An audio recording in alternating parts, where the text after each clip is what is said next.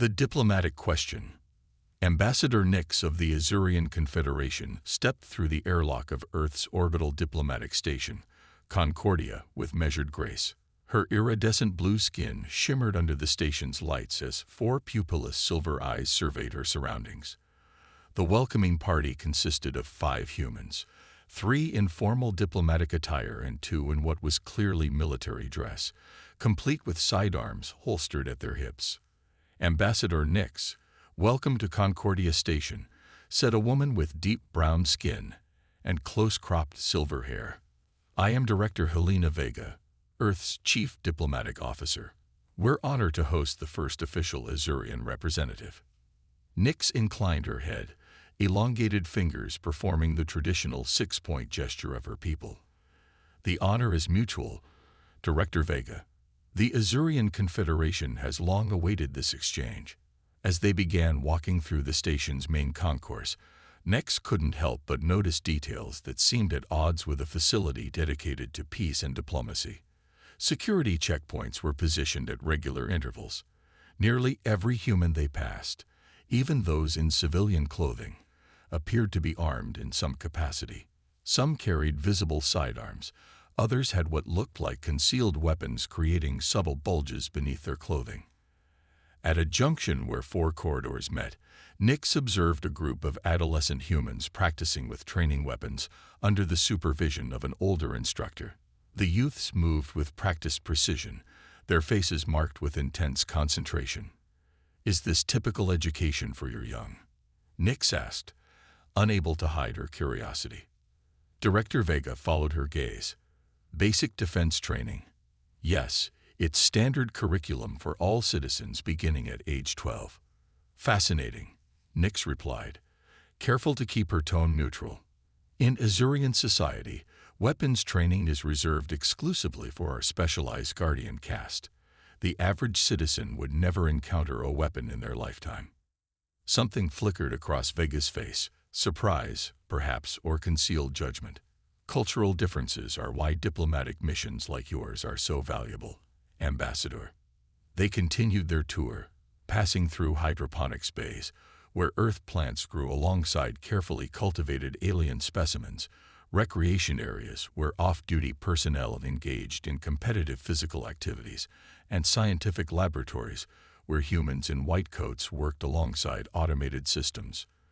Throughout it all, Nix noticed the omnipresent security. Cameras tracked movement in every corridor. Armed personnel maintained vigilant posts at critical junctions, and even research staff carried small defensive weapons. After several hours, they arrived at a formal dining hall where a welcome banquet had been prepared. As they ate, Nix engaged in conversation with various human officials, finding them surprisingly warm and intellectually curious despite their martial appearance. When the formal dinner concluded, Director Vega invited Nix to her private office, a spacious room with one wall entirely given to a viewport that revealed Earth hanging like a blue-white jewel against the darkness of space. "You've been observing us carefully, Ambassador," Vega said as she poured amber liquid into 2 glasses, offering one to Nix. "I sense questions behind your diplomatic courtesy." Nix accepted the glass, noting the subtle scanner built into Vega's desk, likely analyzing her for concealed weapons or recording devices, despite multiple security screenings before their meeting. "I admit to curiosity, Director. Your species presents a paradox. You create art of stunning beauty, engage in profound philosophical discourse, and demonstrate remarkable scientific achievement. Yet you arm yourselves like a people expecting imminent attack. Even in this sanctuary dedicated to peace, weapons are ubiquitous." Vega took a measured sip from her glass, her gaze steady. "Is that concerning to you?" "Not concerning, precisely. Puzzling. The Azurian Confederation comprises 17 sentient species across 92 star systems. None maintain your level of military readiness during peacetime. It suggests either cultural paranoia or knowledge of threats unknown to the wider galactic community." A slight smile curved Vega's lips. "Perceptive. May I answer with a question?" How many interstellar wars has the Confederation experienced since achieving faster-than-light travel? Nix considered. 2 major conflicts and several minor territorial disputes over approximately 800 of your years. And how were these resolved? Through diplomatic intervention and, when necessary, deployment of Guardian forces until peace could be negotiated. Vega nodded slowly. Humanity has existed on Earth for roughly 300,000 years. Do you know how many years of that time we spent at peace? Nix tilted her head, waiting. None, Vega said quietly. Not a single year in our recorded history has passed without humans, somewhere on our planet, engaged in armed conflict with other humans. Our history is written in blood, Ambassador. Even when global peace was nominally achieved, there were always insurgencies, terrorist actions, or covert operations occurring somewhere. That seems statistically improbable for any sentient species, Nix replied, her innermost eyelids blinking in sequence, an expression of disbelief in Azurian physiology. Perhaps, yet it shaped us. When we developed spaceflight capability and began exploring our solar system, we carried that history with us. Our colonies on Mars and Venus maintained their own defense forces, initially to protect against Earth aggression rather than external threats. Nix's 4 hands formed a contemplative pattern. And yet here you are, unified, with impressive technological achievements, participating in galactic diplomacy. Many species with violent histories self-destruct before reaching the stars. We came close, multiple times. Vega moved to the viewport, looking down at Earth. What saved us, ironically, was our military technology. The same weapons that nearly destroyed us ultimately forced us to cooperate. When annihilation becomes assured, even the most committed enemies find common ground. Before Nix could respond, an alert chimed softly from Vega's desk. The director touched a control panel, and a holographic display materialized between them, showing what appeared to be a tactical overview of nearby space. "Pardon the interruption, Ambassador," Vega said, her demeanor shifting subtly to something more alert. "Standard security update." Nix observed as data scrolled across the display. Ship movements, defense system statuses, and communications protocols that cycled through encryption patterns too rapidly for her to follow. "Is this typical for a diplomatic station?" she asked. "For Concordia?" "Yes," Vega replied, studying the data. "This station represents humanity's first major diplomatic outpost in this sector. We take its security seriously." As if to emphasize her point, the lighting throughout the room shifted hues slightly, and a calm artificial voice announced, "Attention all personnel. Security Protocol Delta 7 is now in effect. Please proceed to designated stations and await further instructions." Vega's expression remained composed, but Nix detected a new tension in her posture. "It seems our conversation must be temporarily postponed, Ambassador. This is a scheduled drill, but protocol requires full participation. Security personnel will escort you to the diplomatic quarters until the exercise concludes." As if summoned by her words, the office doors slid open to reveal 2 humans in tactical gear, their expressions professionally neutral. "Director," one said with a crisp nod, "we're ready to escort the Ambassador." Nix rose, her 4 hands performing a gesture of understanding. "Of course. Your commitment to readiness is impressive." As she moved to join her escorts, Vega stepped forward. "Ambassador, when this exercise concludes, I'd like to continue our conversation. There's more to humanity's relationship with weapons than simple aggression or paranoia. Perhaps understanding our perspective might prove valuable to the Confederation."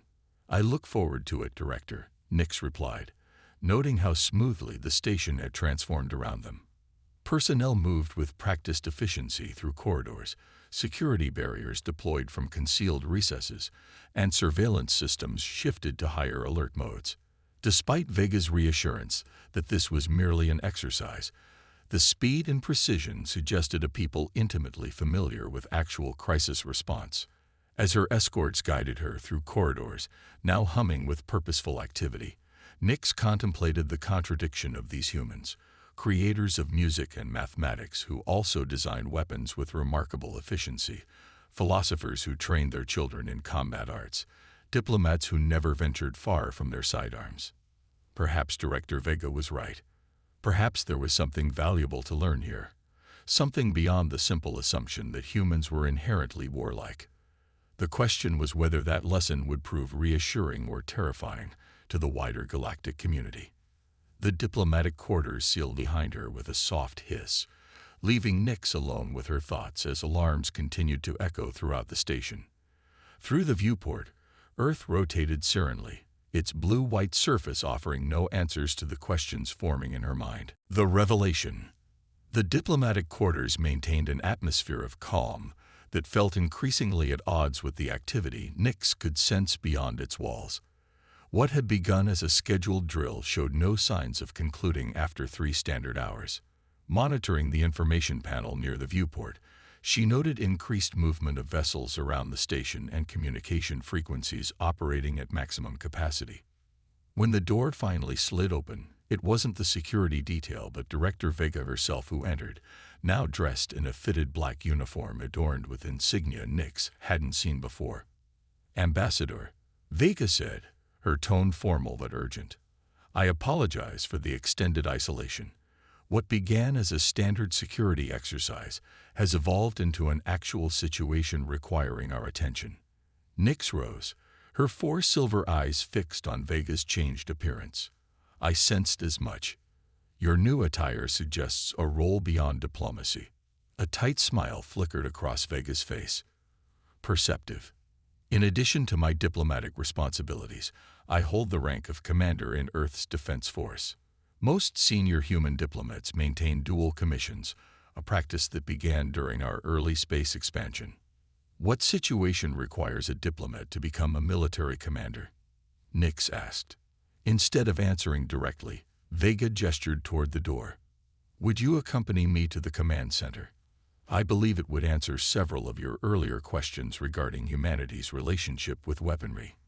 Curiosity overrode caution, and Nyx followed Vega through corridors now fully transformed for emergency operations.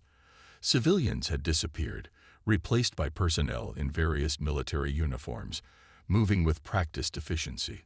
Security checkpoints had multiplied, each more heavily armed than during peacetime.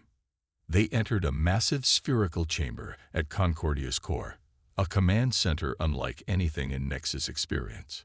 Holographic displays filled the air, showing tactical information, ship movements, and what appeared to be weapons targeting data. Officers moved between stations with calm purpose, their voices measured even as they coordinated what was clearly a military response to some threat. "Approaching vessels now at 30 light minutes and closing," reported an officer at a central console. "No response to communication attempts on any frequency. Pattern matches previous encounters. Maintain distance and defensive posture," Vega ordered as she led Nyx to an elevated platform overlooking the operations floor.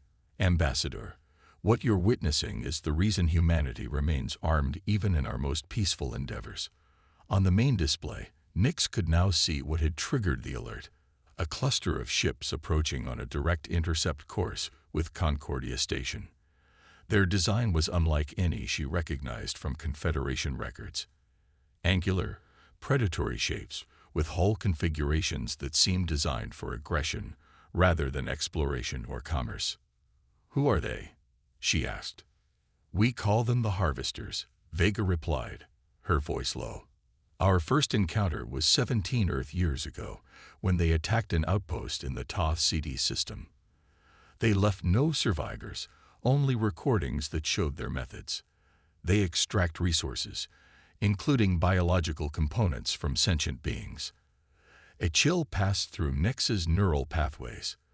"The Confederation has no records of such a species." "Because they've never ventured into your territory," Vega said, turning to face her. "And there's a reason for that, Ambassador, one that explains much about humanity." Before she could elaborate, the tactical officer called out, "Commander, they've increased velocity and deployed what appear to be weapon systems. Intercept in 22 minutes at current speed." Initiate full defensive protocols, Vega ordered without hesitation. Alert Earth Command and activate the Aegis network. Around them, the command center erupted into even more focused activity. On external camera feeds, Nix watched in astonishment as massive weapon platforms emerged from what had appeared to be decorative elements on Concordia's exterior. Shield generators powered up, creating a layered energy barrier around the station that distorted the view of space beyond. "This is no diplomatic outpost," Nix said, the realization dawning. "This is a fortress." "It's both," Vega replied. "Every human installation beyond our solar system serves dual purposes. We build our diplomatic stations as fortresses, our research outposts as military bases, our mining operations as defensive positions. It's not paranoia, Ambassador. It's necessity." The main screen shifted to show Earth vessels moving to intercept the approaching threat, sleek, deadly ships that had clearly been stationed nearby, invisible until now. "The harvesters avoid Confederation space, not because they fear your 17 species or your Guardian caste," Vega continued, her eyes on the tactical display. "They avoid it because humanity stands between them and your worlds. We are the shield you never knew you had." Nix felt her neural pathways struggling to process this information. "You're suggesting that humanity has been fighting a war that the rest of the galactic community knows nothing about." "Not suggesting. Stating." Vega's voice carried absolute certainty. "For nearly 2 decades, we've engaged with the harvesters along a front that spans 17 light years. We've lost colonies, outposts, and ships. But we've held the line. Each time they test us, we adapt. Each time they find a weakness, we transform it into strength. Why not inform the Confederation? Request alliance. Share the burden of this conflict?" Nix asked, her diplomatic training automatically seeking cooperation. Vega's expression softened slightly. "That was my recommendation when we detected your first probes entering this sector 5 years ago.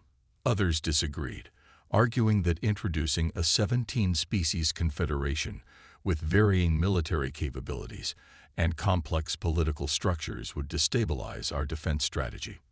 On the tactical display, the Earth ships engaged the approaching harvesters. The battle unfolded with brutal efficiency. No wasted movement, no theatrical maneuvers. Human vessels operated with a coordination that spoke of extensive combat experience, targeting the invaders' weaknesses with precision. "Commander," called out an officer from below. "Harvester vessels are deploying boarding pods. Vector suggests Concordia is the target." Vega nodded as if this was expected. "Activate internal defense protocols. Seal civilian sectors and deploy tactical teams to potential breach points." Turning back to Nix, she continued their conversation with remarkable calm, given the circumstances. "This is why every human you've met carries a weapon, Ambassador. This is why our children train in combat arts from an early age. The harvesters don't distinguish between military personnel and civilians, between adults and children. Everyone is both target and defender." Throughout Concordia, defensive barriers deployed, transforming diplomatic corridors into kill zones covered by automated weapons. Civilian personnel, the same ones who had earlier served food and managed environmental systems, now armed themselves from concealed weapons caches, moving with the practiced efficiency of trained soldiers to defensive positions. "Your entire society is militarized," Nix observed, understanding blooming. "Not from cultural aggression, but from existential necessity." "Precisely," Vega confirmed. "We evolved on a planet where everything tried to kill us. Predators, weather, geography, disease, and most persistently, each other. That evolutionary pressure created a species that excels at survival through conflict. When we encountered the harvesters, we recognized the threat immediately in a way that perhaps more peaceful species might not have." The station shuddered as something impacted against its shields. On multiple displays, Nix watched as boarding pods attached to Concordia's outer hull, mechanical drills beginning to cut through the station's armor. "They're persistent," Vega noted with professional detachment. This will be the third attempt to board this station in 2 years. You've faced this before. Here, Nix asked, astonished that such conflicts could occur without the Confederation's knowledge. Concordia was built specifically to draw their attention, Vega explained. Its position, energy signature, and apparent vulnerability make it an irresistible target. Each attack teaches us more about their tactics, technology, and biology. Around them, the command center maintained its disciplined response. There was no panic, no shouting, only the focused execution of what was clearly a well-rehearsed defensive plan. You're using yourselves as bait, Nix realized. This entire station is a trap. Vega's smile was grim, but confirmed the assessment. Humanity's greatest strength isn't our technology or even our combat skill, Ambassador. It's our willingness to place ourselves between danger and those who cannot defend themselves. There are 19 habitable worlds with pre-spaceflight civilizations in the sector beyond yours. Worlds that would be easy harvesting for these predators if they passed through. The station trembled again as another impact registered. Security feeds showed armored figures cutting through an outer airlock, humanoid in basic shape, but with disturbing differences that triggered primal revulsion even in Nex's alien neurology. Security breach in Sector 7, announced a calm voice over the station's communication system. All non-combat personnel evacuate immediately. Defense teams converge on containment points. They'd broken through, Vega noted, checking a data display embedded in her uniform sleeve.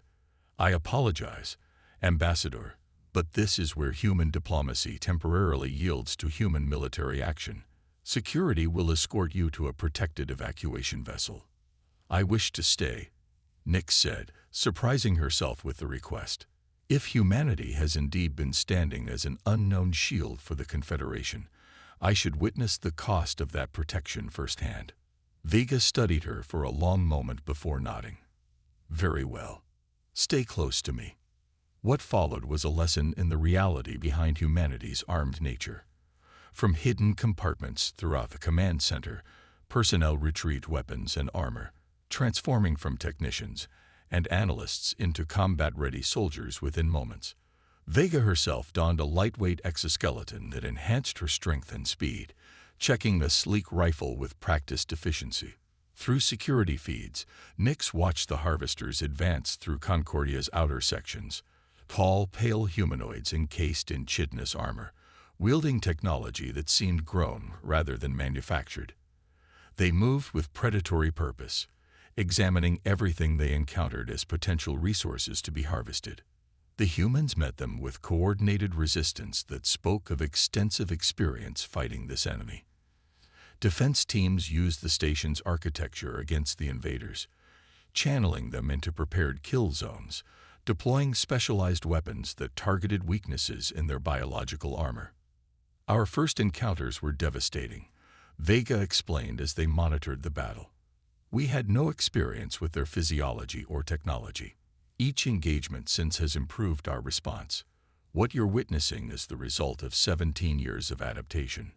As the battle progressed, Nix observed something remarkable. The humans demonstrated not bloodlust or blind aggression, but disciplined defense. They protected non-combatants, preserved critical infrastructure, and maintained communication throughout. This was not the behavior of a naturally violent species, but of people who had mastered conflict as a survival skill. Hours later, when the last harvester had been neutralized and Concordia's systems returned to normal operation, Vega brought Nix to a secure laboratory where researchers already examined the invaders' remains. Every encounter advances our understanding, Vega explained. We believe they're bioengineered creatures created by some unseen intelligence. Their purpose appears to be resource acquisition across vast distances, and humanity stands alone against them. Nix asked, her perspective on these armed humans fundamentally altered. Until now, yes. Vega's expression became measured, diplomatic once more. Which brings us to the purpose of your visit, Ambassador. Earth's leadership has authorized me to inform the Azurian Confederation about the harvester threat and propose a cooperative defense initiative. Understanding dawned. My diplomatic mission was never about routine interspecies relations. It was always about preparing for this revelation, Vega confirmed. Humanity cannot indefinitely maintain the defensive line alone. Sooner or later, the harvesters will adapt, find alternative routes, or simply overwhelm us with numbers.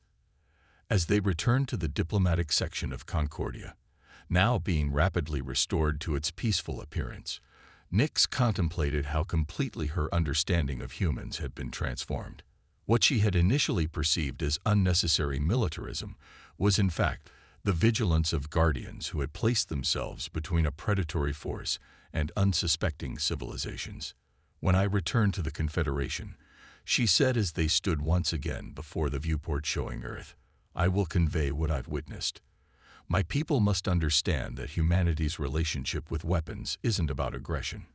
It's about protection, not just of yourselves, but of others who don't even know they're being protected." Vega nodded, her expression solemn. "That understanding is all we ask. Whether the Confederation chooses to join us in this defense or simply acknowledges our role is for your leadership to decide." As Nyx prepared to board her vessel for the return journey days later, she took a final look at Concordia Station. Its weapons had retracted behind decorative panels, its military personnel had resumed civilian appearances, and diplomatic functions continued as if the battle had never occurred. Yet she now saw the truth beneath the peaceful facade, a fortress of humanity standing vigilant at the edge of darkness. In the Azurian language, there was an ancient term for such guardians, those who placed themselves between danger and the innocent. As her ship disengaged from Concordia's docking bay, Nyx whispered that word to herself, finally understanding why humans carried weapons even in peace. They were not warriors by choice, but by necessity, and the galaxy was safer for their vigilance.